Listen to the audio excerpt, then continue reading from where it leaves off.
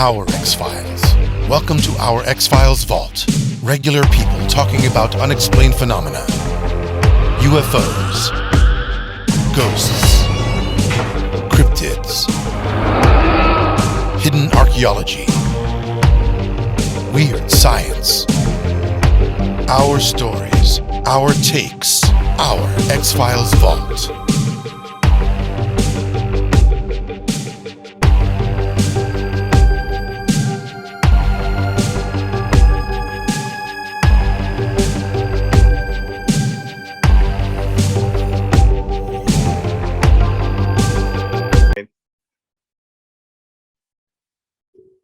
Hey everybody, welcome to another episode of, are we still calling it Beyond Reality, or are we going to call it something different?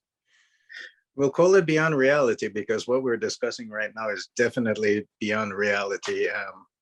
Since we're going into the Caribbean topic as the overall saying of quote unquote jumbies. Yeah. Okay, well, we're going to talk today. I had never heard of this. It turns out to be a fascinating creature, myth, legend that Samuel had told me about that is mostly particular to Guyana, which where he grew up.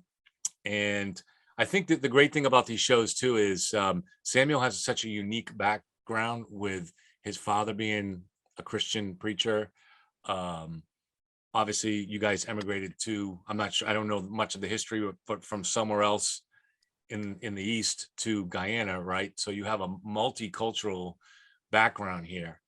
Which is always really, it gives you so many resources to dip into, you know, and when trying to look at these different legends and myths and stuff like that. So that's what makes these interviews kind of fun for me.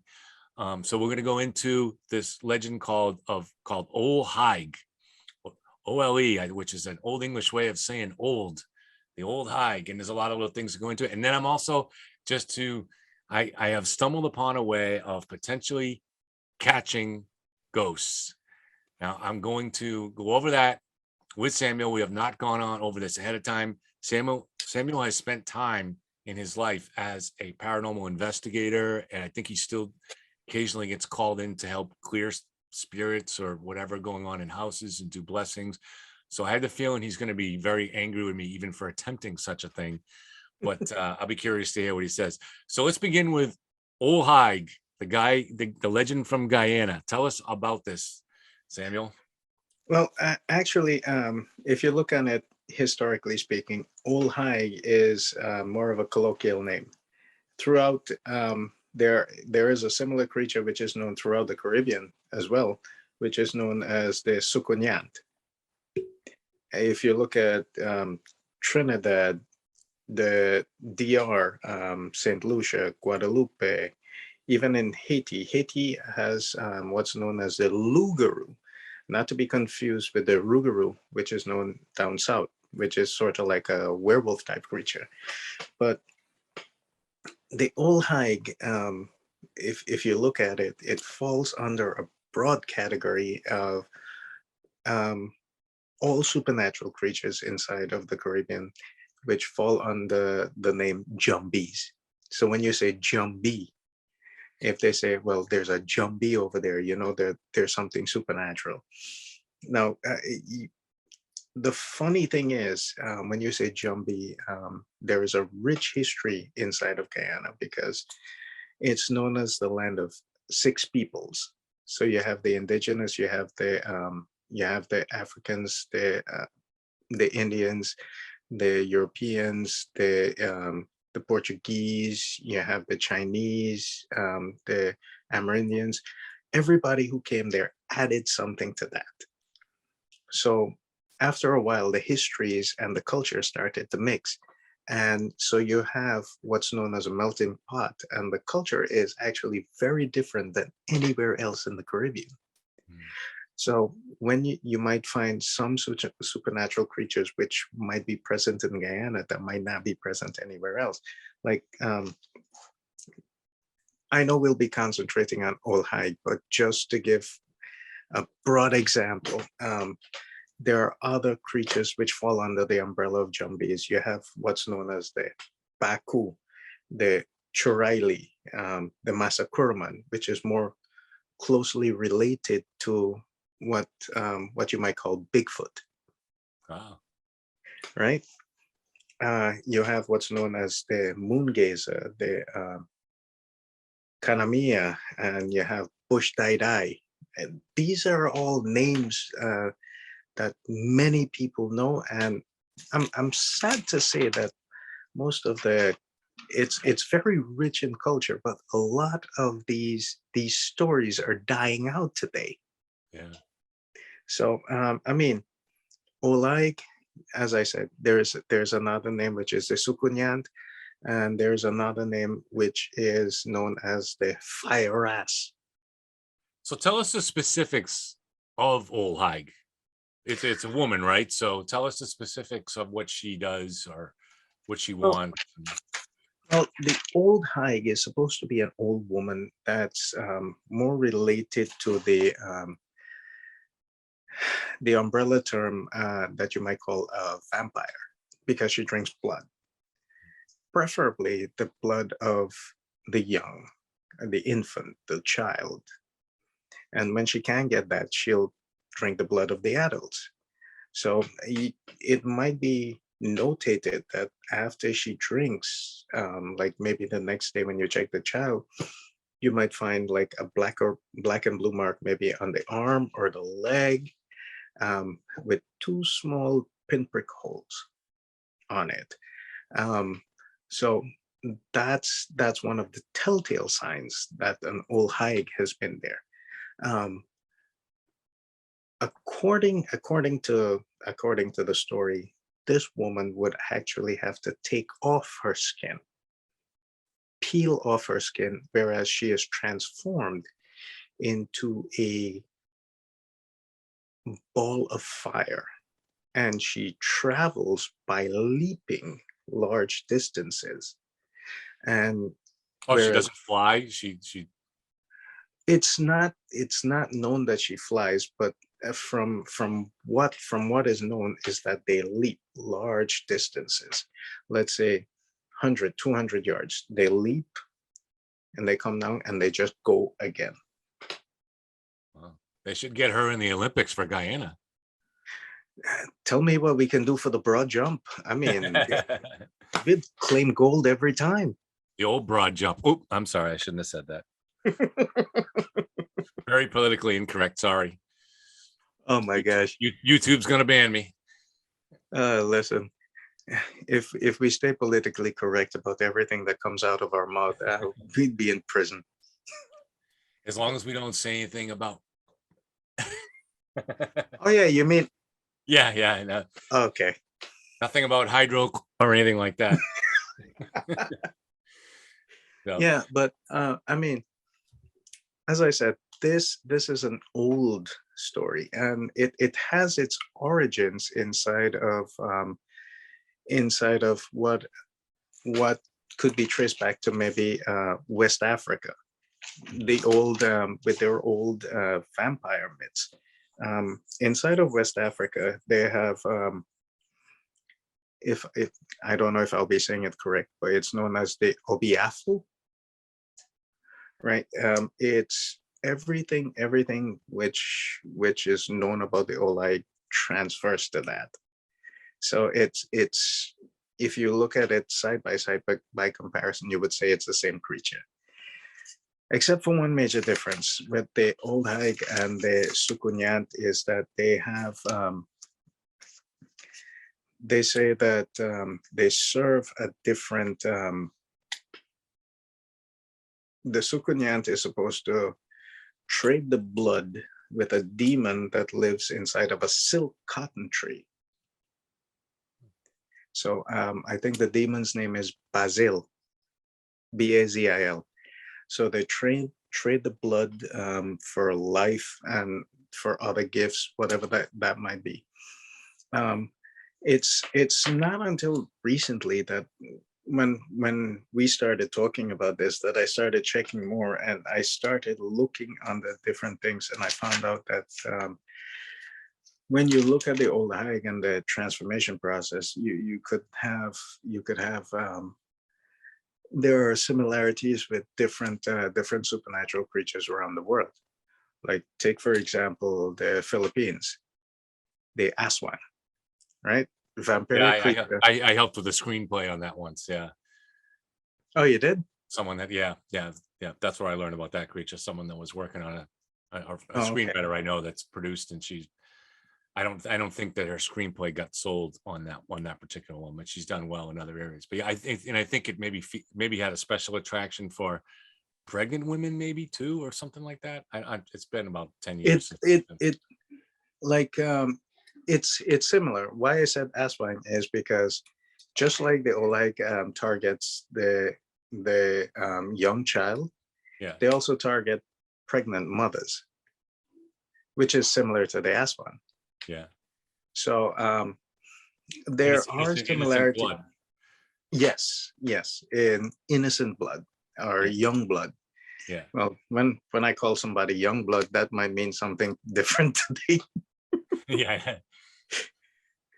Yeah, I think LeBron calls some of his friends young bloods too. No, that's not. No, I'm sorry, that's Kyrie Irving.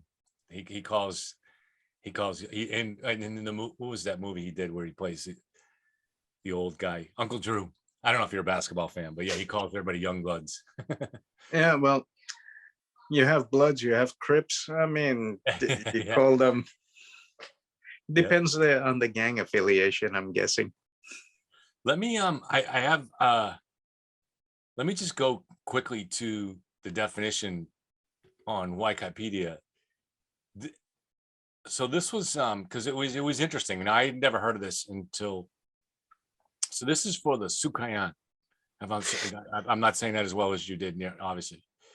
But a shape-shifting Caribbean folklore character who appears as a reclusive old woman by day.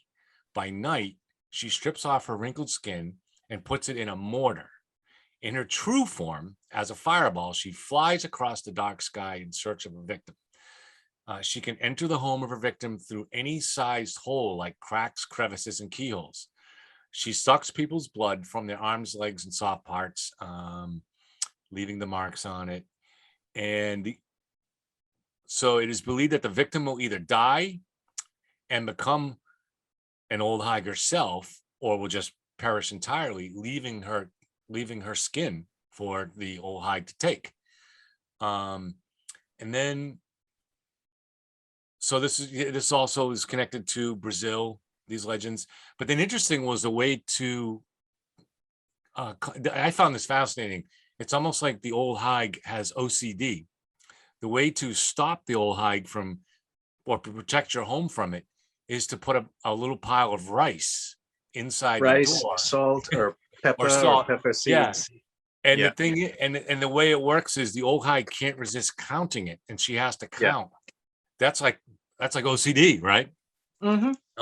But there were two things that interested me, and I'm curious what you think about this. So the name old hag is very similar to old hag syndrome. Have you heard of that? I have. And old hag syndrome, I believe, is when and it's probably European legend, but is where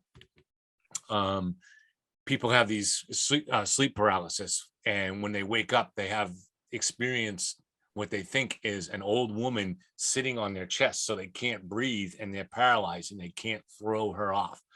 And for some reason, Well, it's well, common. that goes into stories once again related to vampiric legends about an old hag, and you have if you go way back to Sumerian legends, they have the spirit of Lilith, which is supposed to do stuff like that, and which gave rise to the legend of the succubus and the spirit of the succubus, which is supposed to do stuff like that, except that the succubus comes in the form of a good-looking woman, and then afterwards transforms into that old hag. Yeah.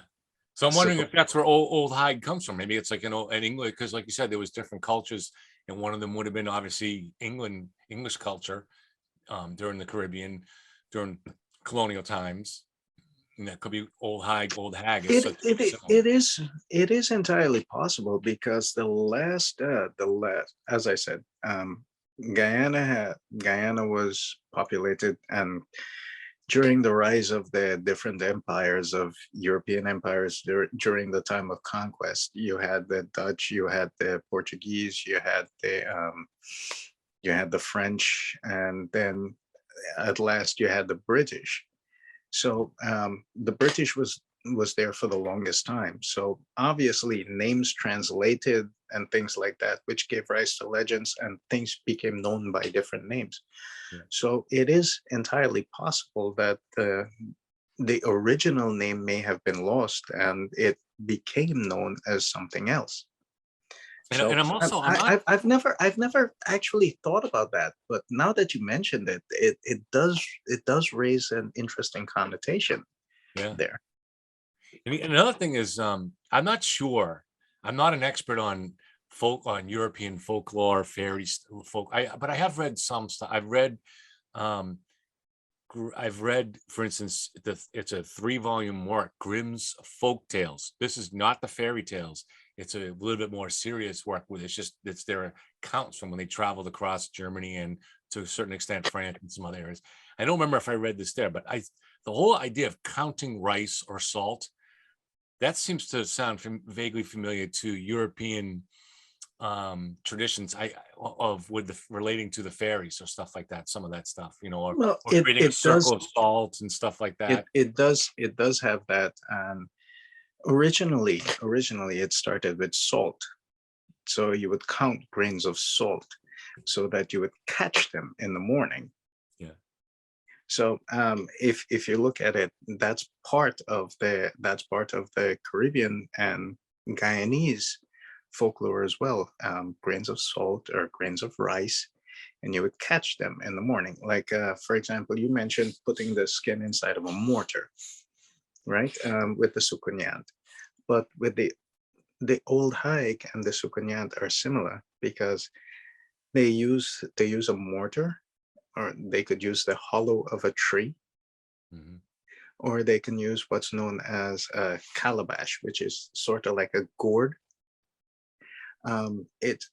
It's something which grows on a tree, and most people, they hollow it out. You can use it as a bowl, as a utensil, or stuff like that. But according to the folklore and the legend, the Olai would take off her skin and fold it up and put it inside of one of the three. And if you happen to, if you do suspect someone of being such a being, and if you find the skin, you can rub like salt and pepper on the skin, or just salt or whatever. And when they put it on, like in the morning after they've quote unquote feasted, and gotten back to it, the skin would start to burn them, and they can't throw it off because it's daylight, which gave rise to another thing. Like how people come up with rhymes and stuff like that. Take for example, the old rhyme, ring a roses pocket. It has dark connotations from I its think that origin. goes back to the plague, I believe, the Yes. bubonic plague. Yeah. Right. Yeah. So when you think about it, so when there's another one which comes down to this, where you say, skin, you don't know me. Yeah. So when she puts it on, when the skin starts burning her, she's questioning her skin. Skin, you don't know me. Yeah. Or don't you know me? Which is why she's questioning. There's a lot of metaphorical explanations or symbolic explanations for when you look at skin, because obviously you're thinking, all right, on the surface of it, if you want to destroy it, just burn the skin, right? But instead they go through this cruelty of making the poor creature suffer, but obviously it goes back to, aside I from think, that, the legend. it has to do with the mark of identification. Like if you think about it, there are some people who believe in two different things. When you talk about, you remember I mentioned Old Hag and Fire Ass. The two names are supposed to be synonymous with each other, but with different areas, depending on who you ask, they might tell you it's two different entities with similar with similar quote unquote powers. Yeah. The old Hag is really supposed to be a curse, which could be passed down. Whereas the firess is supposed to be more or less a spirit of a woman who died more or less in childbirth. Well, I mean, there are lots of legends and there are lots of stories about spirits and entities, about women who died in childbirth and being transformed into something else. But yeah, this is one of them. I'm not sure that I agree with the latter one, because, well, let's just say that I'll be plain and say that I'm biased. But with the fire as being associated with the woman who died in childbirth, why she would be sucking blood from the young, it doesn't equate. Well, I So think that there's always in legend the idea of the innocent being victims. well, And the it kind innocent, of shows up in very many, in every really monstrous legend. I mean, even in the old Frankenstein, the original story with the monster, you remember from the old movie when he's with the little girl, and I think he even kills the little girl, maybe out of not really understanding what he's doing. But there's always the juxtaposition of the monster with the innocent. So the child well, or pregnant woman. if you look at that, I mean, we're going into something else right now because one of my degrees is in films, film, and I actually wrote a paper on Frankenstein. So when you look at it, the quote unquote Frankenstein's monster was the innocent factor inside of the entire thing. He was created. He was never taught. He was tortured. The first thing that he knew about humanity was torture, based on what Igor was doing with him, torturing him with fire. Yeah. Right. Regardless, and then when he came across people who were showing him different things, he did not know how to interact. Yeah. And then it was inside of it.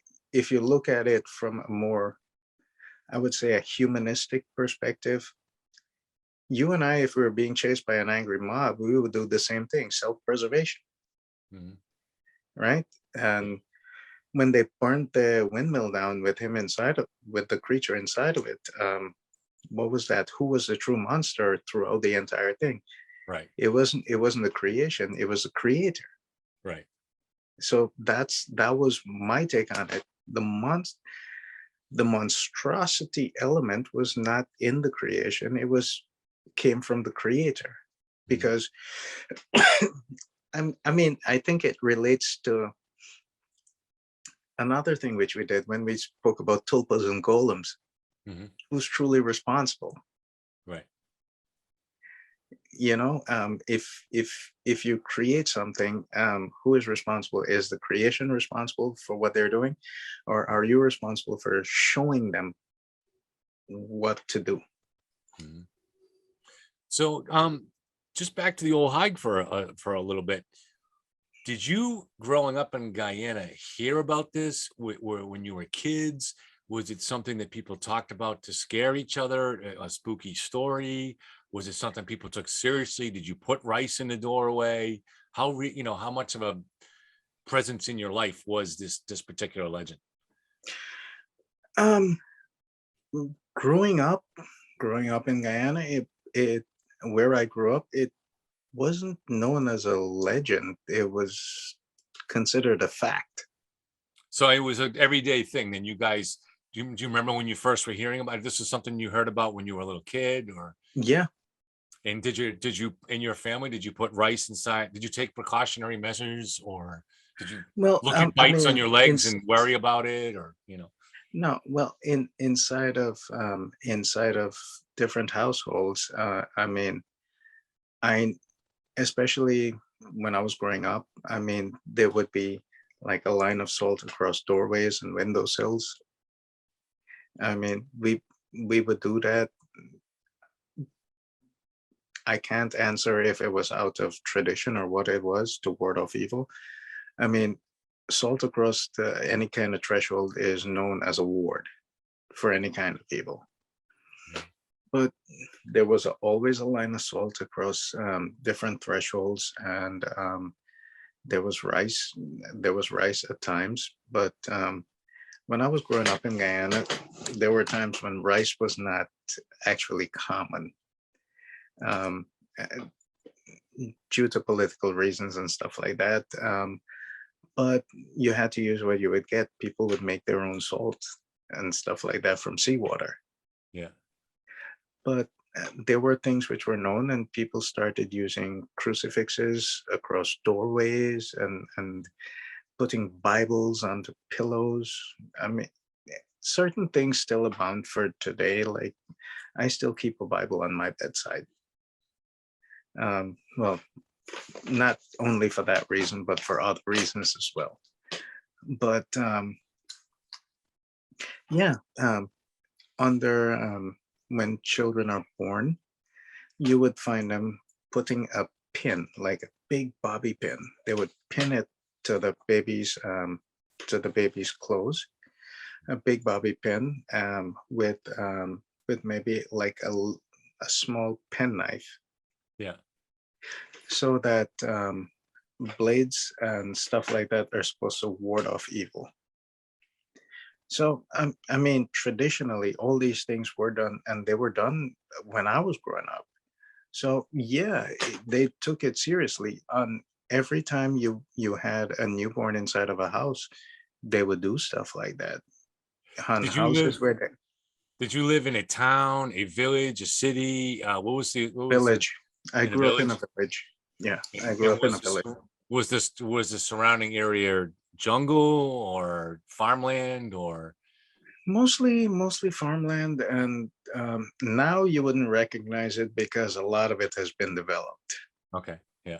Yeah, but when I was growing up there, a lot of it was farmland and a lot of it was still undeveloped.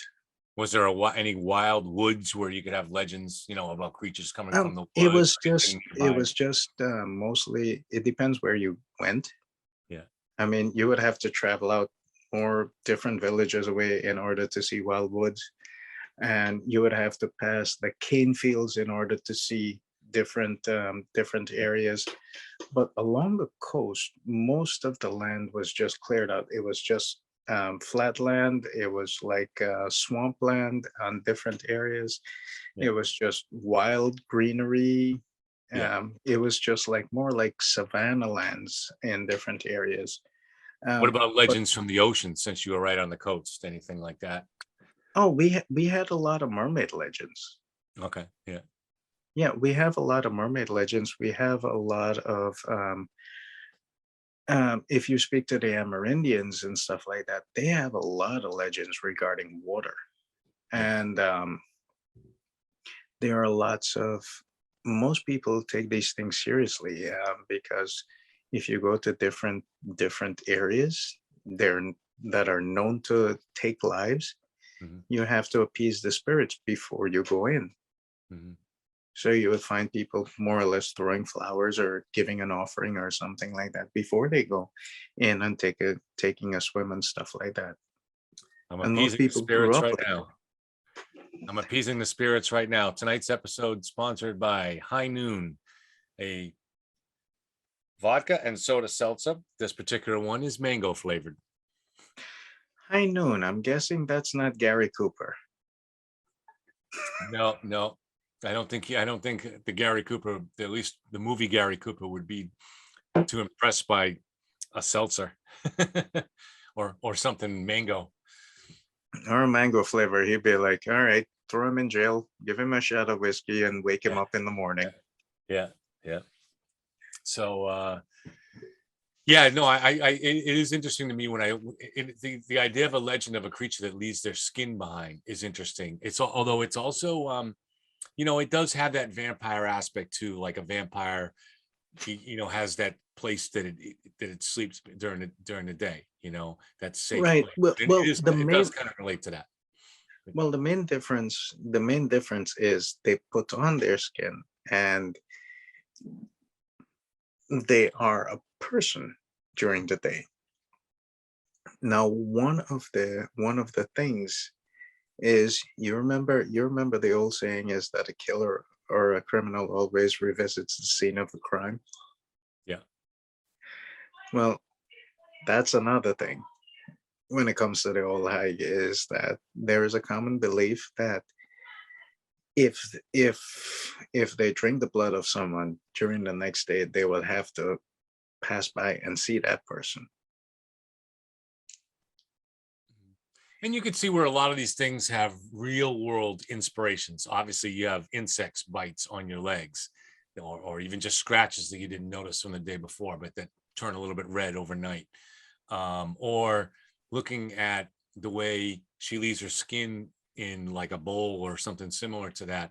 You know, you leave a little bit of food out overnight, it can develop kind of a skin to it, you know, and then you might even use salt to kind of help disinfect that. You know, there's a lot of little real Well, world I mean, wisdoms, you know. usually growing up is inside of the area which I grew up. Not during that time when I grew up, not everyone had a refrigerator. Not everyone had a gas stove, Right. right? People were still using kerosene stoves. People were still using what's known as a fireside, which is basically a clay. I'll send you a picture so you can see it. It's basically this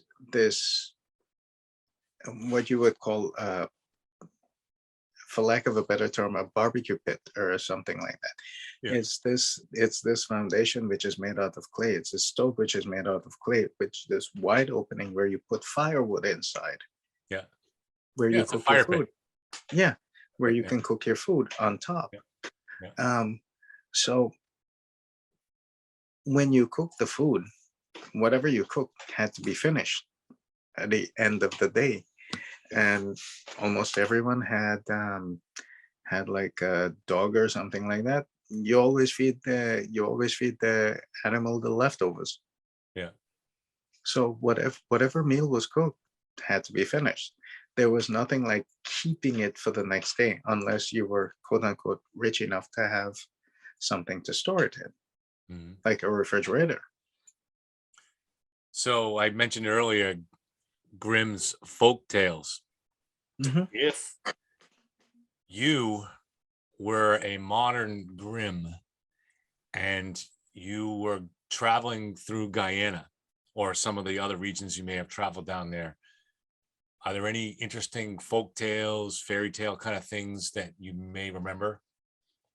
Yeah, actually, there are. Like, you remember I mentioned a few names before, like when I said Baku, Yeah. right? Baku is supposed to be like a short miniature person, like how would you call this? Like a gnome.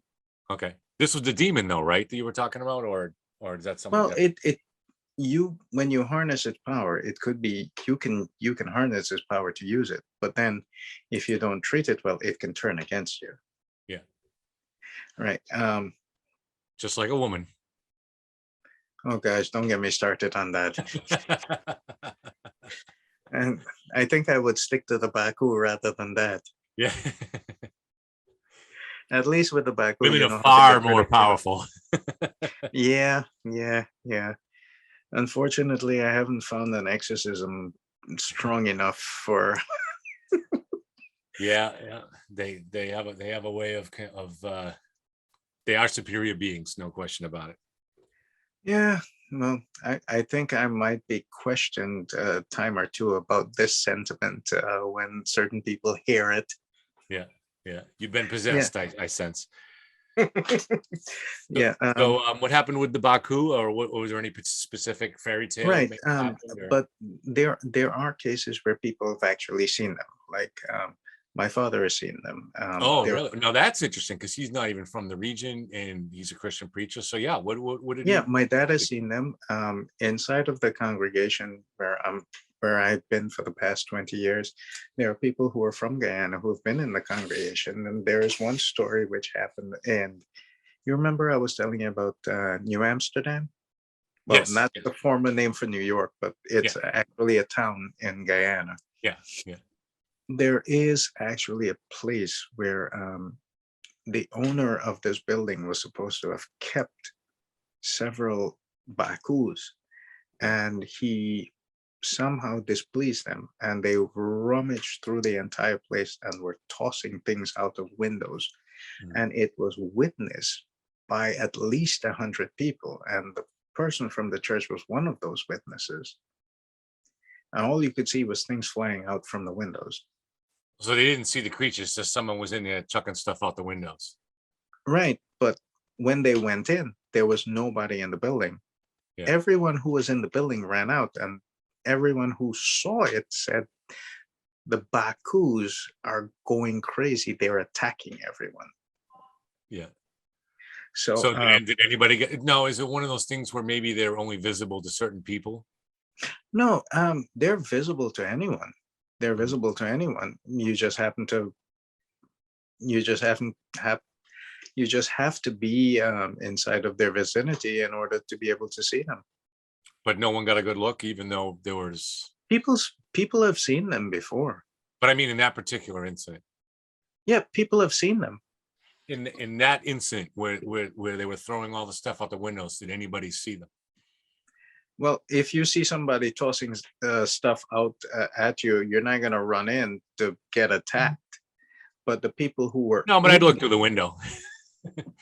yeah, but the people who were there at the time who actually ran out, they saw them, which is why they said what was going on at the time. But there are cases.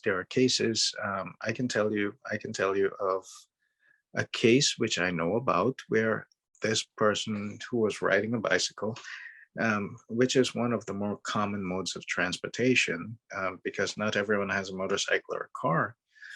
So bikes are a common form of transportation when I was growing up, Sure. even when my dad and everyone was growing up. So you want to get to one place to the other, hop on your bicycle and go.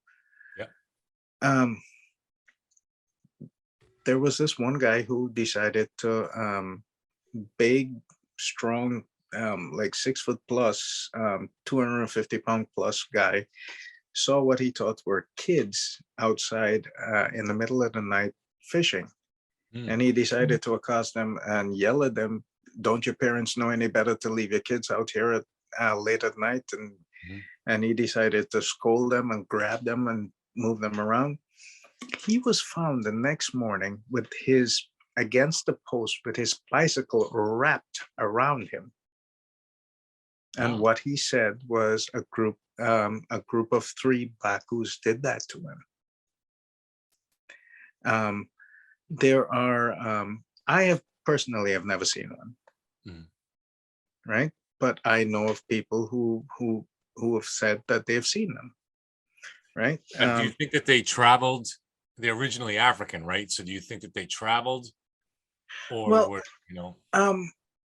growing up, when you talk about Bakus, I mean, I don't want to be culturally insensitive or anything like that, but anytime somebody said they were looking for a Baku, they would say you have to go to Suriname in order to acquire one.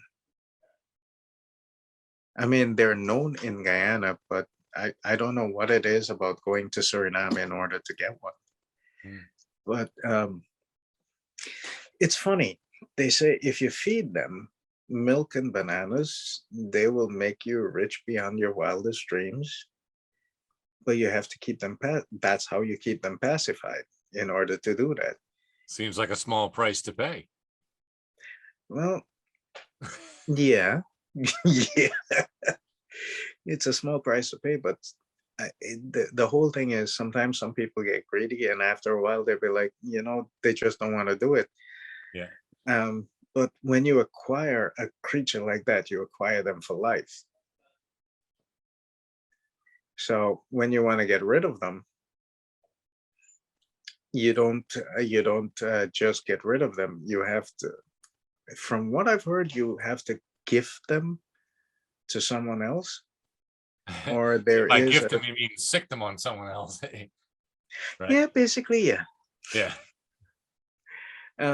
Gift them to someone else, or there's a special ritual which you have to do in order to set them free. But then when you set them free, I mean, then they're more or less free to roam and create more mischief, because then they don't have an owner. And just think about a genie of a lamp. They don't have somebody controlling them, so they're free to do whatever they want. Mhm. It's the same thing like one of, I'm just gonna say this. One of the things inside of my research, which I never thought I would have found. I grew up hearing stories in Guyana about what's known as the Kanima, right? It's an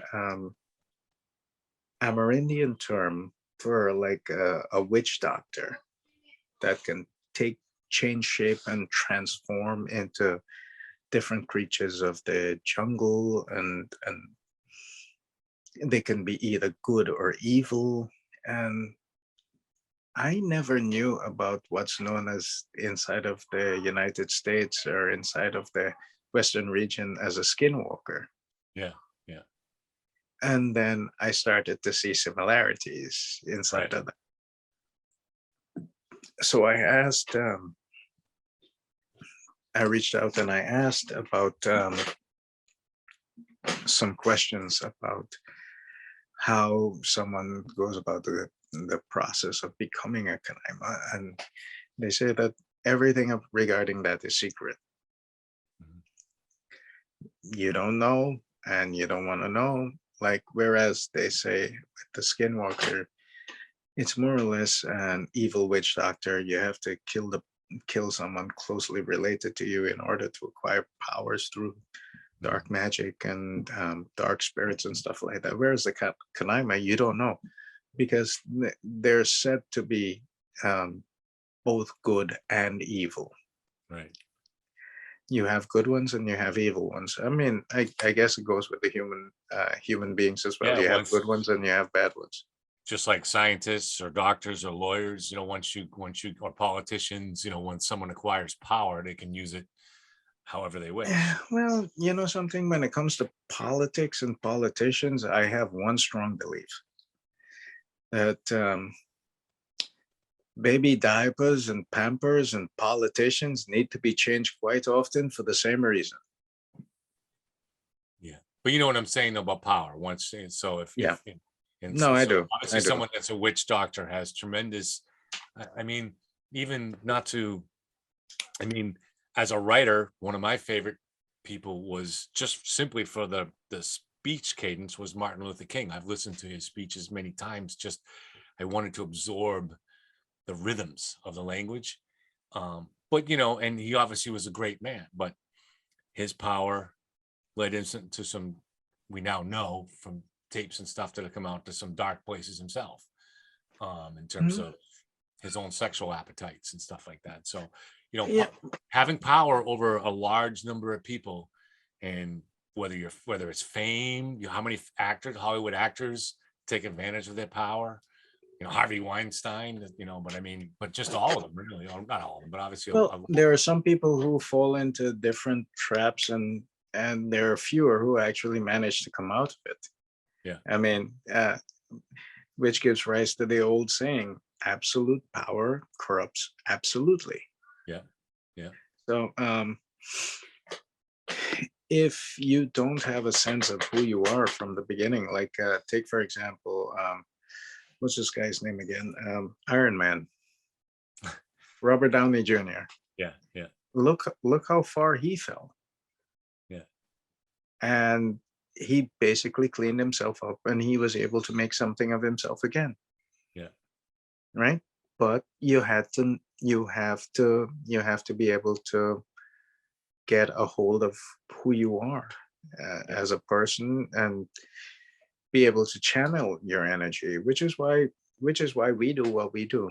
We have different energy, we have different outlets, so we decide to channel our energy into different outlets. Mhm. I'm gonna in a moment switch the topic to the ghost catching thing. But before I do, I just wanted to. I think one of our better shows was the one where you hadn't intended to talk about this, but it just kind of came out in the conversation about the girl who became possessed in the class. And I'm curious if you've spoken to her or if she's seen the episode and if she has any feelings on it. um I have spoken to her. Yes, I did. And she has spoken to me about it, but unfortunately she has declined to become part of the conversation regarding uh, relating to that. Well, we'll keep it as an open invitation in case she changes her mind. Obviously, you and I come from a slightly different belief systems on these things, but I think I treat everybody respectfully in terms of but especially anybody that's gone through a traumatic experience. So, whatever she went through, I don't dismiss it at all as being impossible or unlikely or anything like that. And certainly whatever she went through had to be very traumatic and painful and difficult, whatever it was. So I would definitely respect that. If she ever decided to come on and she thought we're obviously a small show, but she might it might be cathartic a little bit to talk about it if these are things, or or it might not be. Maybe it makes it worse. I don't know. But or maybe sometimes when you talk about your experiences like that, it helps other people who are listening and who may have experienced something similar. It helps to know that someone else has gone through it. So anything else on that before we switch over to the ghosts? um yeah. Well, in terms of we initially started talking about old hike, and I know a lot of people who've had more or less encounters, who've said that they've seen certain things. So before we switch over, I would like to share something that I saw personally, which Yeah, was by all which means. was actually told to me that this is what I saw. Um, it was, I think, Set the stage, like how old you were, where you were, what was going on. well, my dad was a pastor inside of a parish in Guyana, where he had 5 different churches. So every Sunday he used to go to 5 different churches. Did you go with him? Many times, yes. So you traveled around the region a little Hmm. bit. Okay. Yeah, Yeah. yeah. And even when another pastor went away on holiday and stuff like that, sometimes, which is why from as far back as I can remember, I was conducting services in church and I was preaching sermons and stuff like that.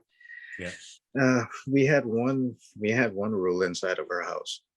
As long as you can get up and as long as you can read, you're good enough to be able to read a scripture lesson in church, whether it's the Old Testament or the New Testament lesson. You can read it. Yeah. Right. If the pastor decides, okay, you're reading next week, if you have to practice the entire week, you're gonna read it.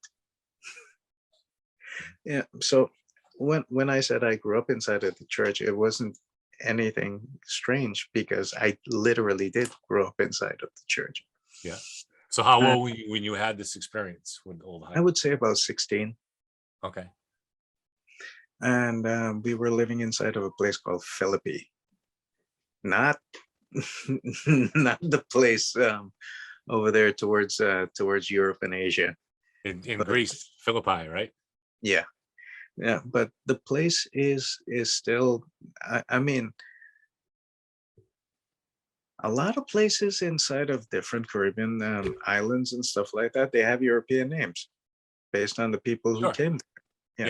Yeah. So there's the village is called Philippi. It's mostly a farming village. Uh, one of the things I remember is that we were living in the church parsonage at the time when my dad was a pastor. And during the afternoons, you would have the fresh sea breeze, the air from the over the ocean coming across. So you would sit on the landing or the veranda and just soak it in. You would watch the stars. You would sit and chat and stuff like that. And I don't know about today, but at the time when we were there back in the mid to late 90s, it still didn't have electricity. Yeah. So when did you have this encounter? What happened? Well, it was one of those evenings when I was out there on the landing, more or less just soaking in the afternoon air, that I saw something fly, this huge ball of fire fly and land on top of a coconut tree. Now, from where I was, the coconut tree was about 250 to 300 yards away. Yeah. You know fire when you see it. There's no mistaking it. And to see something like that, where a place where there's no electricity, where you can actually see darkness and light, Yeah. you can't say that there's somebody flashing a flashlight because you would see the beam. Right. You know what it's like. Yeah. You know what you know. And it just jumped on top of the coconut tree. And I remember calling my dad. I'm like, come see this, come see this. And as soon as he came out and we watched it for like 5 seconds more, it leapt from the top of the coconut tree over the churchyard and the church compound back behind where we had a field. And then from there, it leapt going towards the seaside. Oh, we lost your video. Oh, you're back. Okay. Yeah. And then it leapt going towards the seaside. But, and I asked my dad, I said, was that what I think it was? He's like, I don't know what you think it was, but that was an old hike. So how does your dad, if you're a Christian preacher, you're really trained in that. How do you absorb some of these old myths and legends that aren't supported by the Well, Bible? I mean, inside of the scripture, it says that there is evil and there are entities all around. Even if you look inside the scripture, it shows that Jesus did exorcism. Yeah. Where he exorcised demons, he exorcised evil from within people. Yeah. Right? Inside of the old there it's kind of a double-edged sword when you think about it, because later on during the dark ages, um, anything which couldn't be explained naturally had to be attributed to an evil spirit. Mm. But there are things which are known to be supernatural.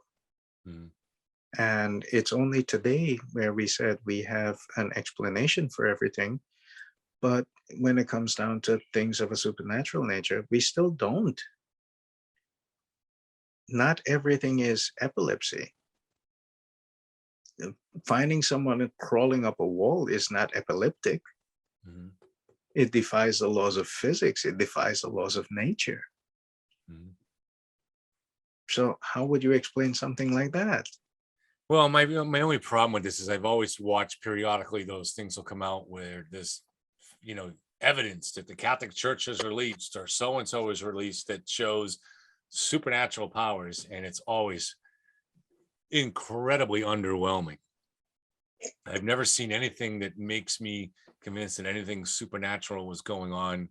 I'm not saying that you haven't or other people, but in terms of anything that's on film, I've never seen anything that's even remotely convincing to someone being possessed in a way that they've gained some supernatural power, like they don't Well, levitate. Kev, to be honest with you, like a lot of these things, which if you actually see it, you wouldn't ever want to see it again. But which is where it comes down to the recording of these things. It's only recently, within the past few years, that everyone wants everything on camera. But but an exorcism, at least the Catholic Church version, seemed to take a long time, days if not weeks. And there's resources, there's a crew, there's usually several priests involved. So if you wanted to document this, you could just video cameras are not new, they've been around for 100 years. You could easily just set one up and get But something, yes, which yes, would be something that would be useful towards establishing people's faith. yes, it is true. And No. it's, once again, I've known many a Catholic priest who have done exorcisms, and yes, it is true. Each exorcism is thoroughly documented. There is video evidence and stuff like that, but the files are usually sealed. Most of the quote unquote evidence or the leaks that you find coming out, it's from someone else. It's not from the videographer who's actually there for the specific purpose of capturing the evidence. Don't you think it'd be something that would be very helpful to the faithful, and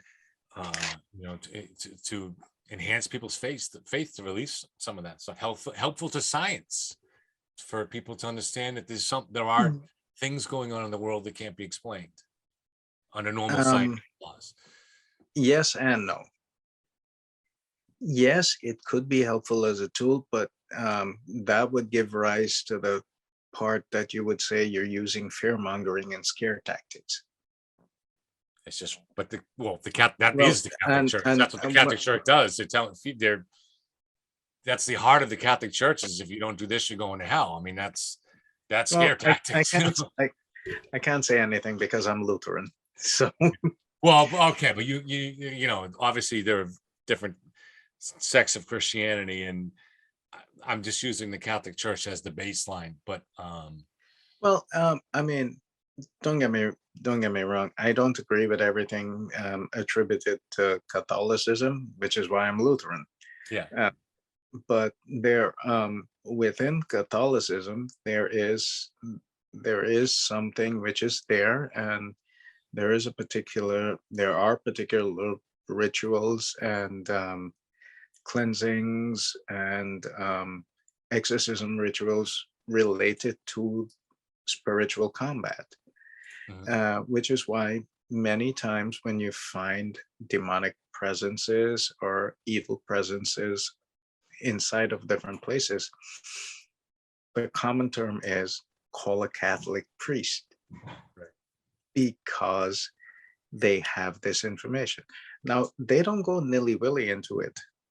right, They will go into it and they will investigate it. And there is a process of examinations and before they evaluation. can say Right. that this actually warrants an exorcism. Right.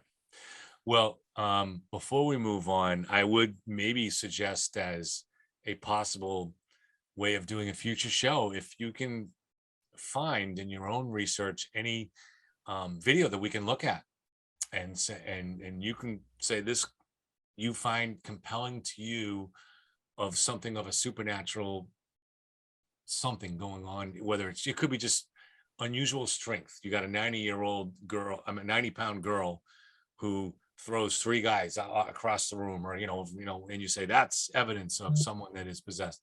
If you can find anything like that and we could discuss it on the show, that would be great. I'm not, maybe you have Well, something. I can definitely look. I can tell you that much. I can't guarantee what I'll find, but I can definitely look. I mean, because otherwise everything is just anecdotal, which is not really evidence of anything. And because I've watched those shows, they come out periodically. A Catholic priest will say, I've been doing this 20 years. This is my experience, blah, blah, blah. All right, great. But it's all anecdotal until you actually, people can see something with their own. That's a difference. That's a difference because you're with a scientific method. With a scientific method, you have to have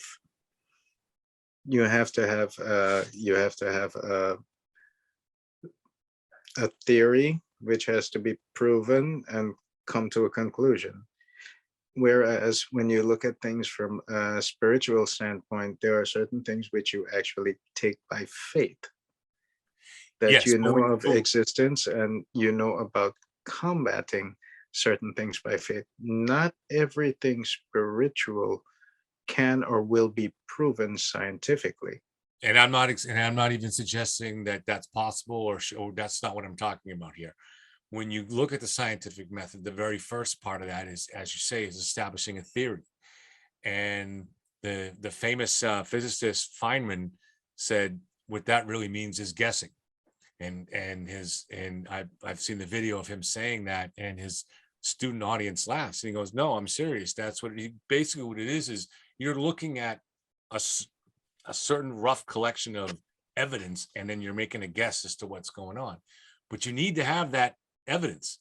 So if I can see, if I'm not able to witness myself something like this, I have to be able to see something. Now, video evidence is not proof of anything, because things can be faked and stuff like that. But at least it's a basis for making it. That's interesting. That can't. I need to. That's convincing enough that I need to find a way to explain that. So obviously, if it's just a matter of a spirit inside you, then there's no way to get evidence of that. But that's why people are interested in exorcism. And these priests always talk about this too, how someone demonstrated superhuman strength, or spoke in a language that they could not have spoken in, or anything that would be impossible to do without possession. Well, in terms of something supernatural, I'll give you an example. Something which is known throughout where I grew up, and something which my dad knows about as well because I showed it to him. Yeah. Inside of my old primary school where I grew up under the British education system rather than an American education system. So the school which I went to, it was on stilts, which was about 4 feet off the ground. And I'm talking about huge, maybe 4 feet, 4 feet square stilts, and which supported the weight of the school. And it was a long wooden L-shaped building. Yeah.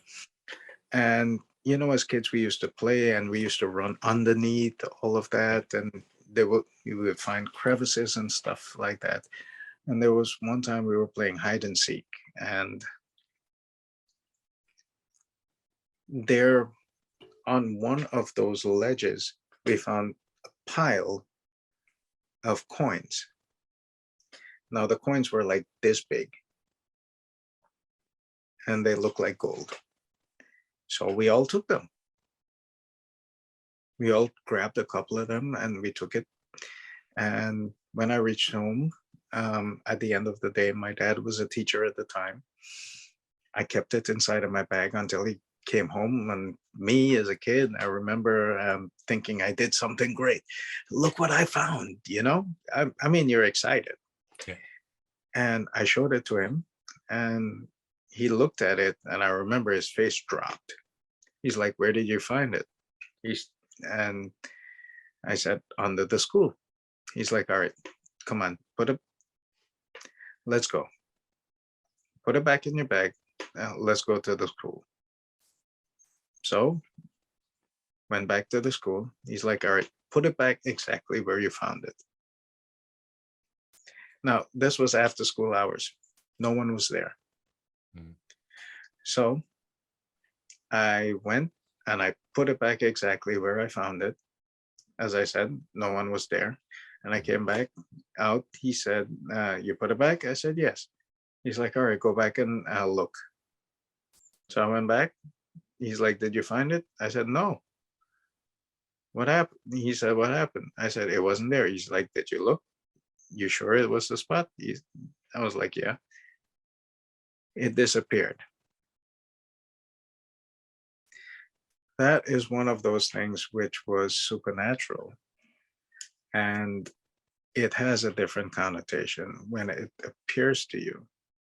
When certain things appear to you, especially when they appear to children, they take it home, they give it to their parents. It is meant as a sacrifice. In order to acquire that belt, you have to give up something else. This is something that I know for real because I saw it. I was the one who picked it up. I was the one who took it home. But my dad was the one who said, take it back. Mhm. There are other people who actually kept it. And you know what that meant? That meant a child died for them to keep that wealth. Mhm. And what were they able to do with the wealth? Whatever they wanted. I mean, you acquire wealth, but you lose something else. Have you ever You don't, researched to see if you could find examples of those coins online, on images on?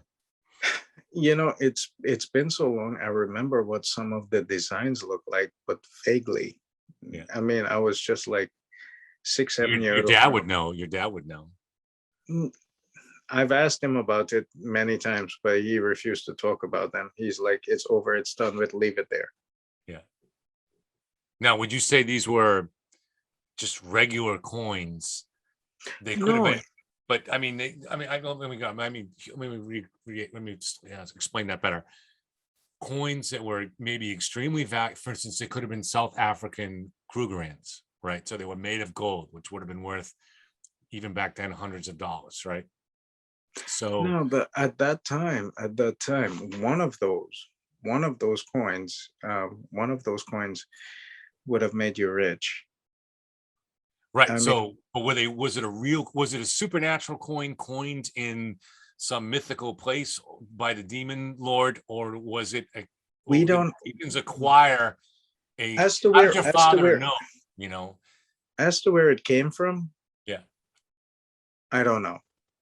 But as to where I found it, I can tell you. Yeah. As to what it pertains to, the theory, I can tell you the theory. It came from a being which was looking for rest, which was looking for a replacement soul for to guard something. So, which is what, Where did you get that from? Your dad? Because it doesn't sound like your dad told you that, because he didn't want to talk about it. So no, I years later I asked him, and after a while we did speak about this, and he did mention that after certain times there are spirits that will come out and make offerings to the living as a replacement to take their place so that they can rest. yeah. um, Comes back from European culture, something that we spoke about, that I didn't know before, where they would kill certain people to guard treasures. Right. We all, everyone from my generation grew up knowing about, and my dad's generation grew up knowing about what they call Dutchman's treasure,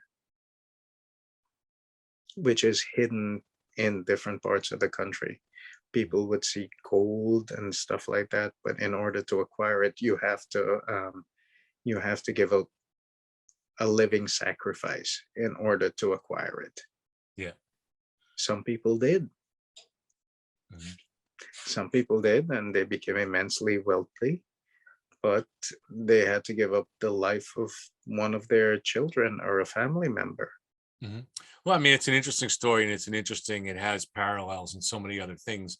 When you look at the basic aspect here, is you have a spirit, a demon, or something is Mhm. it's similar to the Faustian deal, or selling your soul to the devil, or all these different things.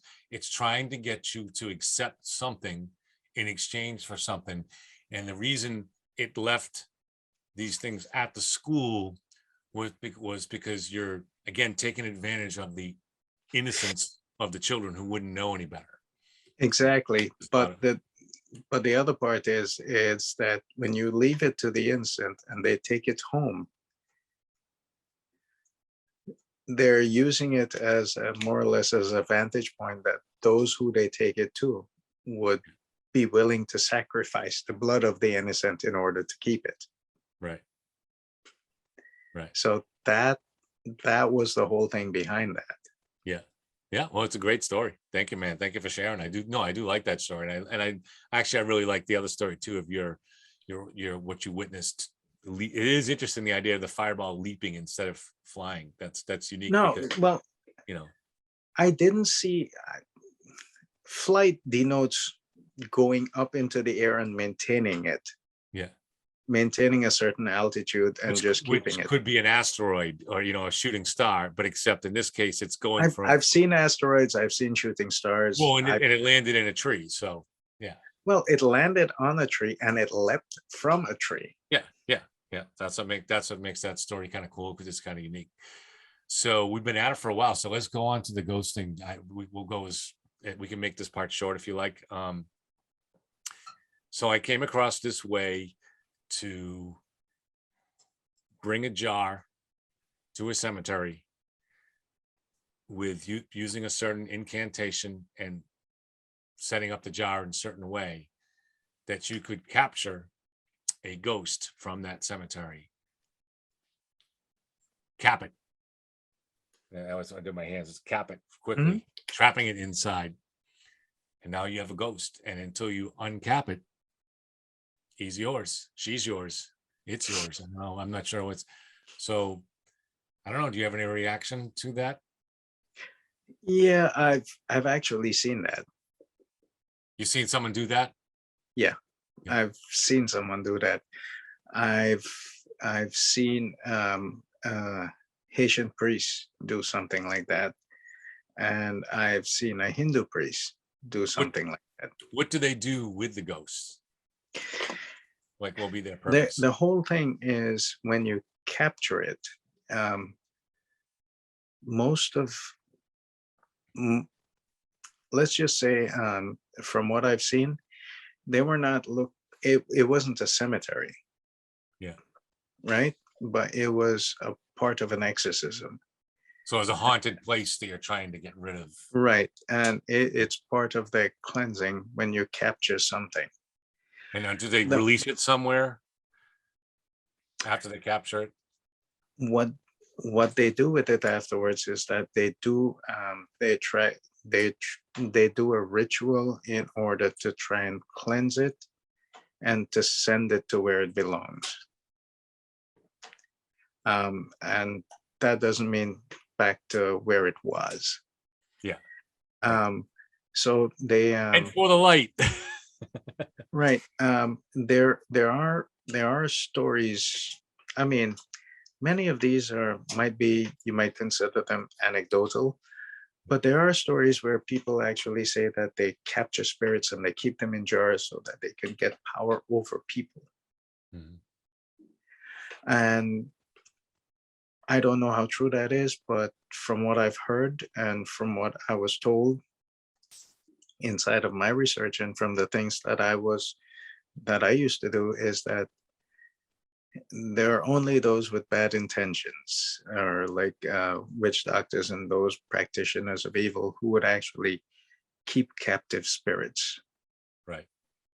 And once there is a spirit there, if it's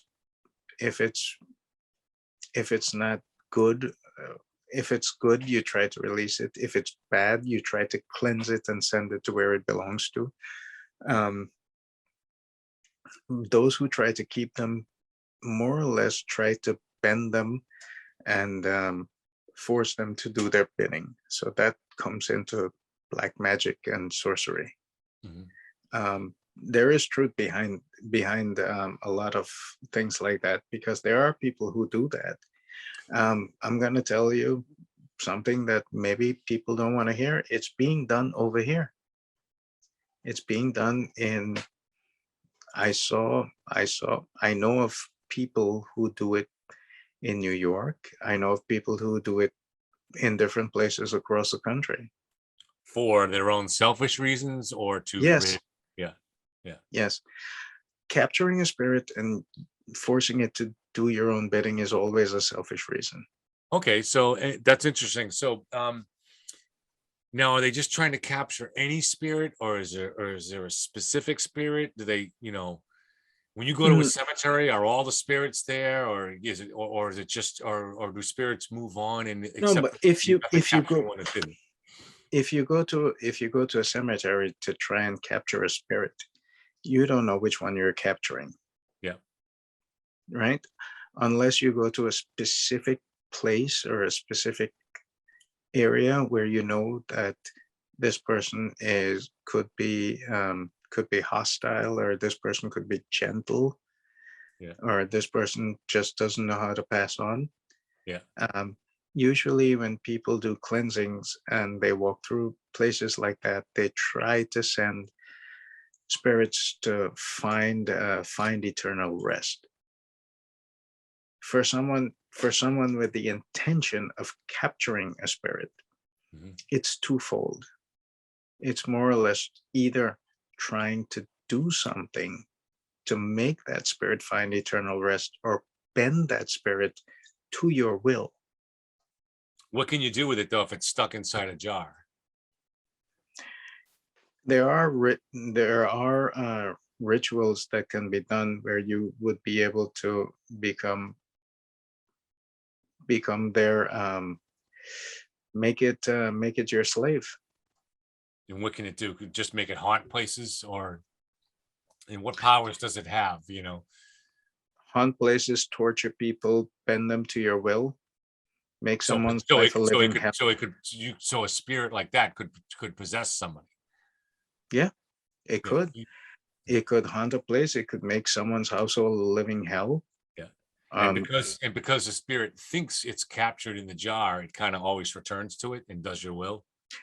um, that's where it comes down Like the to the genie in the ritual. bottle, right? That you like to, That's where it comes down to the rituals part of it. yeah. Um, believe you me, that's not an easy thing to do, because that spirit does not want to do your bidding. It Yeah. wants to do what it wants. But if you want to keep it captive, it will look for every avenue to escape. And that means your demise. Which is what a lot of people fail to realize, is that when you capture it, it's not a genie in a bottle. You're capturing an entity which is bent on your destruction so that it will be set free.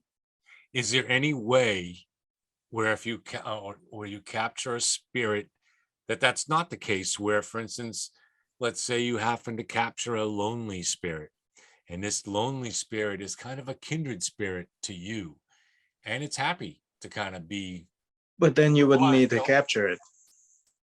yeah, no, but you might still have to, because it's kind of a spirit floating around and doing its thing, you know. um No, but spirits can follow people. mhm, They do follow people. mhm. So if you make the correct incantations and you bid the spirit welcome to follow you, it will. But the danger behind that is, when you make an incantation for one spirit to follow you, you make an open invitation. So you don't know what else will follow. Right. So that is really touching on dangerous ground. Um, the own I've seen it done in exorcisms, Yeah. and I've known for it to be done in exorcisms where you capture it and you try to do rituals either to set it free to go to where it has to go. If it's such a malignant thing that it you cannot release it, most people bury them. Mhm. And they don't bury it just inside of the bottle, they encase it inside of several layers and then bury it. Which would make sense if you discovered at some point that the spirit is a malicious spirit, because there's no sense releasing it. But I think Mhm. if you happen No, to but it capture depends. a It gentle old depends. soul, you know, and Yeah, but it depends on the person. It depends on the intention of the person who captured it, yeah. or it depends on the intention of the person who, or what they intend to do with something like that. I mean, something like that, I would never be a part of. Yeah. Oh no, I'm not. I wasn't going to try to trick you into doing that. But I may do it for myself just for fun, and I'll let you know how it goes. Yeah, well, when I look at you and I see you start spewing green pea soup, I'll be like, all right, Kevin. That might be just that I had too many of these. So, No, well, but that's one of those things that I would tell anyone, yeah, um, as an honest opinion, yeah. and that is not something that you want to do. You do not ever want to capture and keep an entity, because whenever whatever if you think it's malicious or benign, I mean, you might think something is kind and everything like that until you capture it, and then you might see something else. Well, And we get you some might, old cemeteries in walking distance from where I am, including some Salem witch period people and stuff like that. So, well, um, if you want to do something, I'll just give you an idea. Keep your phone on voice, and stand up inside of the middle of an area where there is absolute silence, and ask questions, and play it back later on and see how many answers you get. But when you leave there, can you ask who's going to win the Super Bowl? well, if that could have been done, I would have asked for the lottery numbers a long time ago. No, but in make sure when you leave there, you say, I bring nothing with me, I take nothing with me. And say, you're free to remain. Please do not follow me. Oh You no, I'm have to taking make, him. I'm taking that son of a bitch with me. you don't want to do that, Kev. He's Trust going to me, be you in the don't want to do jar. that. I'm gonna have him on the jar next week, and you'll be able to look at him. Yeah, you do that, and I might have to come over there and find you to help you out. Well, I'll see. Then I have a backup plan. I, All right. Well, no, this has been a good show. Thank you very much, Samuel. I enjoyed all the new stories that came out. So, is there anything else you want to talk about before we call it a night? yeah, just one thing. Where I'm from, inside of, well, as you know, I'm from Guyana. Um, just the same thing which is happening over here. The only difference is we actually have American historians and storytellers who are actually more or less invigorated and inspired in terms of keeping culture and history and stories alive. Yeah. Storytellers. Um, the difference is inside of Guyana, you don't find a lot of those. Yeah. So one of the things that we did tonight, when we spoke about when we threw names out there, we spoke about Baku, um, Churaili, we just threw names like Masakuraman, like what I said is akin to a Bigfoot. Um, Kamaina, Bush Dai Dai. Yeah. These are names, and these are things from history, from legend, which are dying out there. Maybe you could get somebody on from Guyana on a show first to talk to us. So it would obviously have to be English speaking. Yeah, they would be English speaking, but you probably won't understand much of what they say, because most of the Guyanese, they speak what is known as. Have you ever heard a Jamaican speak? Yeah. Yeah. All right, you've heard a Jamaicans more or less probably speak to you when they're speaking Yeah, English, man.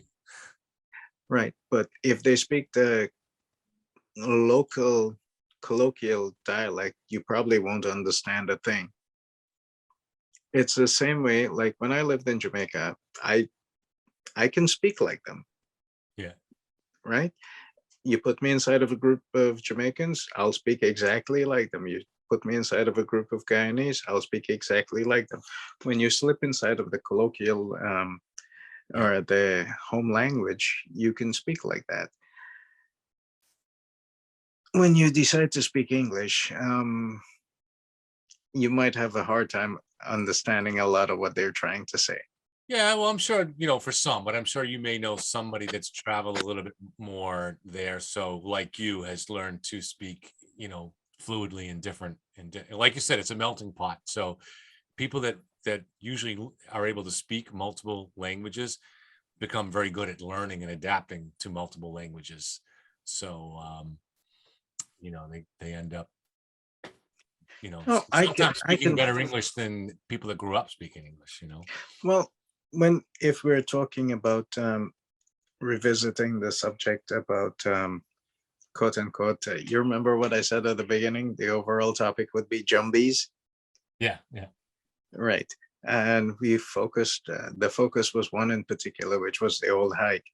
yeah, But there are many others. There are yeah, many others, and for me, these I have a, you might say, a soft spot within me in yeah. terms of preserving these stories. Yeah, that's why it would be great if someone could come on and talk about something a little bit different than you've already talked about.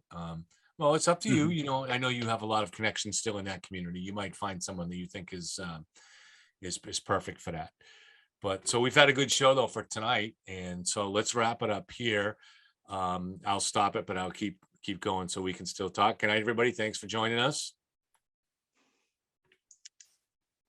Okay. So I liked it. oh, I'm still recording.